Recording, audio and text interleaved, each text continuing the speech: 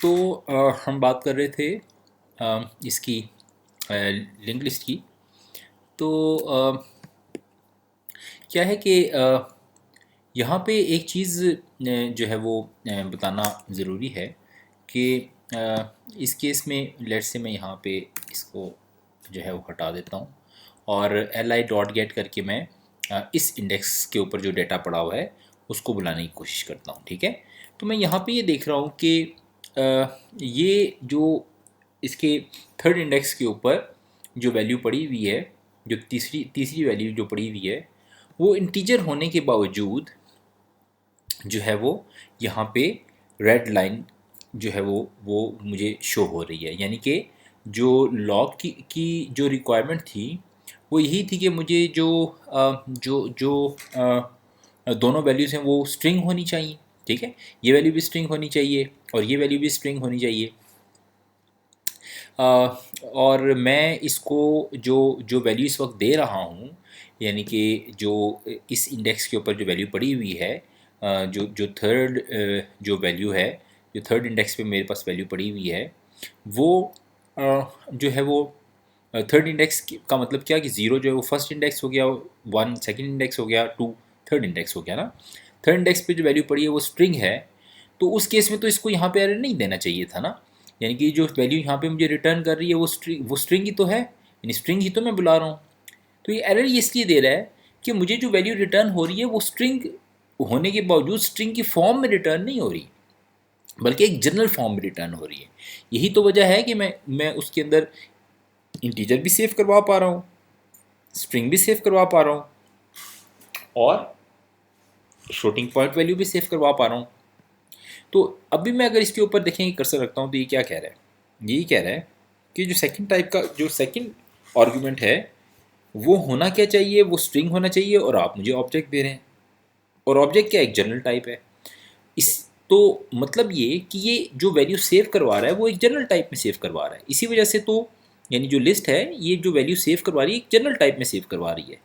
और ये अगर जो है वो जनरल टाइप के अंदर मैं जो है वो सेव ना करवाता, तो या मतलब लिस्ट सेव ना करवाती, तो ये मुझे जो डिफरेंट जो हर इंडेक्स के ऊपर मैं डिफरेंट टाइप की वैल्यू को सेव करवा पा रहा हूँ ये ना करवा सकता। ठीक है, तो इसको ख़त्म करने का भी एक तरीक़ाकार है कि मैं इसको जिस वक्त लिस्ट बनाऊँगा उस वक्त मैं इसको ये मेंशन कर सकता हूँ कि तुमने जो है वो जनरल टाइप की वैल्यू सेव नहीं करवानी, बल्कि तुमने सारे के सारे जो नोड्स हैं वो स्ट्रिंग टाइप के रखने हैं। ठीक है, अब ये क्या करेगा, यहाँ पे मैं अगर मेंशन करूँगा तो यहाँ पे मैं मेंशन कर सकता हूँ। ठीक है, तो इसको स्ट्रिंग की बजाय मैं कोई और टाइप भी यहाँ पे बता सकता हूँ कि अब ये जो मैंने लिखा है ना इसका मतलब क्या है।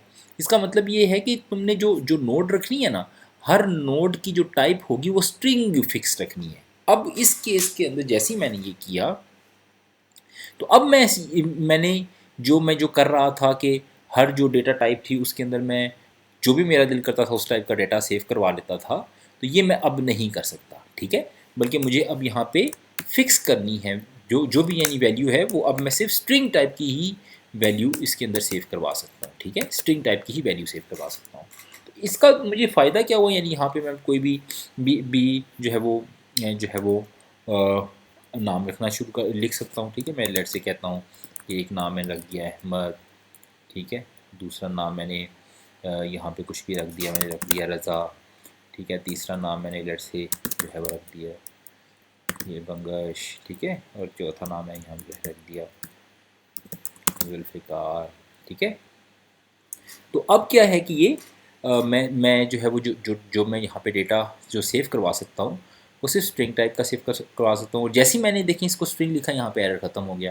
यानी अब जो डेटा मुझे रिटर्न होगा वो स्ट्रिंग टाइप का ही होगा। ठीक है, और मुझे अब डबल कोट्स करके, मैंने इससे पहले किया था ना डबल कोट करके फिर इसके साथ कॉन्कैटिनेट किया था, वो करने की ज़रूरत नहीं है। ठीक है, मैं सिर्फ अब इसको रन करूँगा और देखिए मुझे जो है वो डेटा एक्सेस हो जाएगा, मुझे मिल जाएगा। ठीक है, तो यहाँ पे अब ये कर लेते हैं हम कि ये बात हमारी हो गई क्लियर। ठीक है, तो अब हम इसको जो है वो इस लिस्ट को मैंने देखिए ये नाम इसलिए इस तरह से नाम लिखे हैं कि मैं जो है वो इससे फ़ोन बुक बनाना चाहता हूँ, ठीक है। तो अब मैं क्या करता हूँ कि सबसे पहले इस लिस्ट को जोड़ देता हूँ, जो है वो मैं अपनी जो ये लिस्ट व्यू थी इसके साथ, ठीक है। तो कोड को आगे बढ़ाने से पहले हम इस लिस्ट को भी ग्लोबल कर देते हैं, ठीक है। इस लिस्ट को भी ग्लोबल कर देते हैं, यहाँ पे इसको कर लेते हैं कि भाई तुम्हें जो है ना वो जो है वो फैलाए, और ताकि हमें कोई मसला ना हो। या चलें पहले इसको ऐसे ही रखते हैं ताकि जो है मसला आ जाए, और फिर हम देखेंगे इसको लोकल रखने में मसला कोई है। अगर हुआ तो इसको ग्लोबल कर देंगे, ना हुआ तो जाने देंगे, ठीक है। अब मैं इस लॉग को भी हटा देता हूँ, इस लॉग को भी हटा देता हूँ यहाँ पे, ठीक है, ताकि कोड को आगे बढ़ाया जा सके, ठीक है। अच्छा, अब क्या है कि ये दो एंटिटीज़ हैं, ठीक है। एक तरफ मेरे पास जो है वो GUI के ऊपर जो है वो लिस्ट व्यू लगी हुई है, दूसरी तरफ मेरे पास बैकएंड में ये डेटा है जहाँ पे मेरे पास लिस्ट व्यू है। अब इन दो एंटिटीज़ को हमने जोड़ना है। तो याद रखें कि दो एंटिटीज़ जब भी हमने जोड़नी होंगी उनके दरमियान में हमें एक ब्रिज बनाना होगा, ठीक है।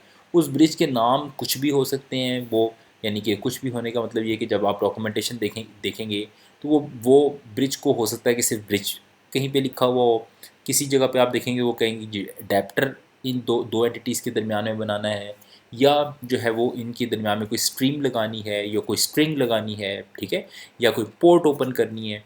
इस तरह की जितनी भी बातें हैं ना, उन सब का मतलब क्या है कि दो एंटिटीज़ हैं अलग अलग, उनको जोड़ने के लिए हमें उनके बीच में एक ब्रिज बनाना है, ठीक है। और ऐसा क्यों किया गया है? क्योंकि ऑब्जेक्ट ओरिएंटेड है ये, और ऑब्जेक्ट ओरिएंटेड के अंदर जो होगी वो हर चीज़ डिफरेंट क्लासेस की शक्ल में बनी हुई होगी, और जो है वो क्लासेस के साइज़ भी बहुत बड़े बड़े, जिस आप जावा के अंदर हम देखते हैं कि क्लासेस के साइज़ भी बहुत बड़े बड़े हैं, और वो क्लासेस के नंबर भी बहुत ज़्यादा है, क्वांटिटीज़ भी बहुत ज़्यादा, यानी कि बहुत सारी क्लासेस बनी हुई हैं, ठीक है।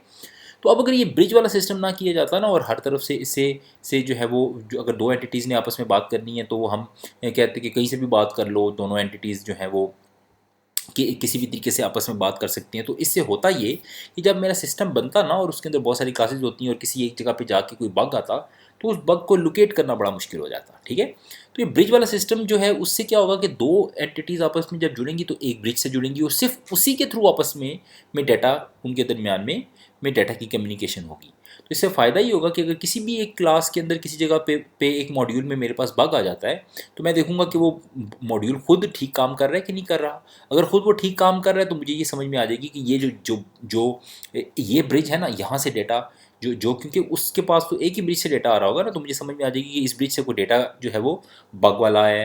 तो मैं क्या करूँगा कि उससे ट्रैक करता हुआ पीछे चला जाऊँगा और पिछली क्लास को चेक करूँगा, फिर उससे पिछली क्लास को चेक करूँगा, उससे मुझे समझ में आ जाएगी कि असल में बग जो था वो था किस क्लास के अंदर, ठीक है, किस एंटिटी से बग आया है, ठीक है। तो हम क्या करते हैं कि यहाँ पे भी मेरे पास जो है वो जो है इसको को जोड़ने के लिए एक अदद मेरे पास जो होगा वो रे अडेप्टर की क्लास होगी, ठीक है। अब यहाँ पे चूँकि ये स्ट्रिंग टाइप थी तो मैं इसको भी स्ट्रिंग बना दूँ तो बेहतर है, ना भी बनाऊँ तो जो है वो कोई ऐसा इशू जो है वो नहीं है, ठीक है। तो क्या है कि मैं करूँगा क्या, मैं करूँगा ये कि मैं जो है वो सबसे पहले तो एक जो जो मैंने एक साइड पे मैंने डाटा तैयार कर लेना है, ठीक है। दूसरी साइड पे मेरे पास जो होगी वो लिस्ट व्यू मैंने जो है वो तैयार कर लेनी है, ठीक है। और इन दोनों के दरमियान में एक अडेप्टर लगा देना, ठीक है, अरे अडेप्टर, ठीक है। और इसको हम यहाँ पे जो है वो बना लेते हैं, ठीक है। तो क्या है कि न्यू अरे अडेप्टर, ठीक है, और इसको भी स्प्रिंग कर देते हैं, ठीक है। और अब इसको जो है वो 3 वैल्यूज़ मैंने पास करनी है, ठीक है। सबसे पहला तो आसान है, मैंने अपनी एप्लीकेशन का कॉन्टेक्स्ट जो है वो इसको पास करना है, ठीक है। और यहाँ पे मैंने इसको कॉन्टेक्स्ट पास करना है, ठीक है। और उसके बाद जो सेकंड होगा वो क्या होगा, मुझे इसको बताना है कि जो है वो अरे की जो है वो आ,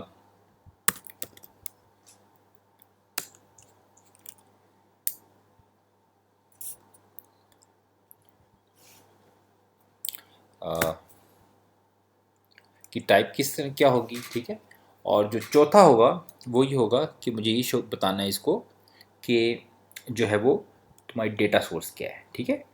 तो हम जो है वो यहाँ पे इसको बता देते हैं, इसको कहते हैं कि एंड्रॉयड डॉट आर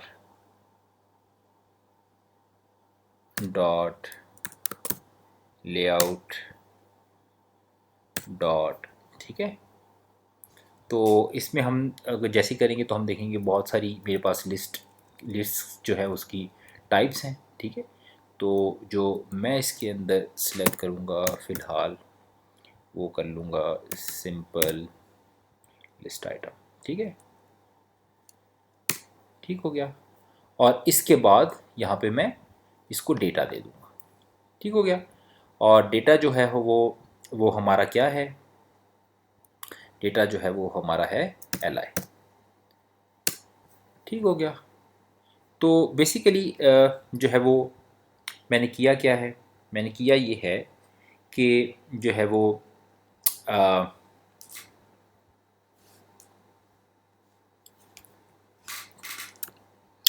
आ, इससे नेक्स्ट लाइन पे मैं लिस्ट व्यू को सेट अडेप्टर ए, तो क्या है कि आ,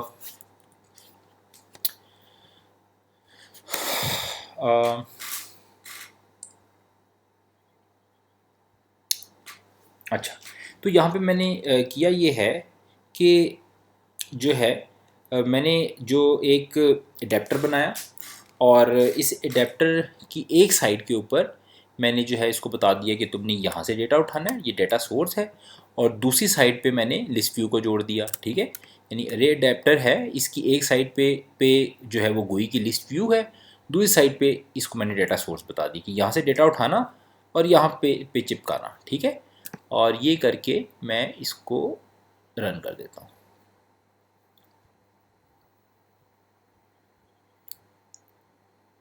ठीक है।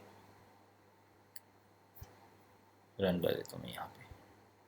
तो अब क्या है कि मैंने जिस तरह ये देखें रन हुई है तो वो मेरी जो डाटा था वो मेरे फ़ोन के ऊपर लिस्ट व्यू के ऊपर आके चिपक गया है, ठीक है। तो अभी क्या करेंगे कि इसको जो है वो नेक्स्ट वीडियो में ये देखते हैं कि जो है इसको इंटरेक्टिव कैसे बनाया जाता है और जो है वो इसको मज़ीद फिर एक्सपेंड करते हैं, ठीक है। तो अ, तब तक के लिए, नेक्स्ट वीडियो तक के लिए अल्लाह हाफिज़।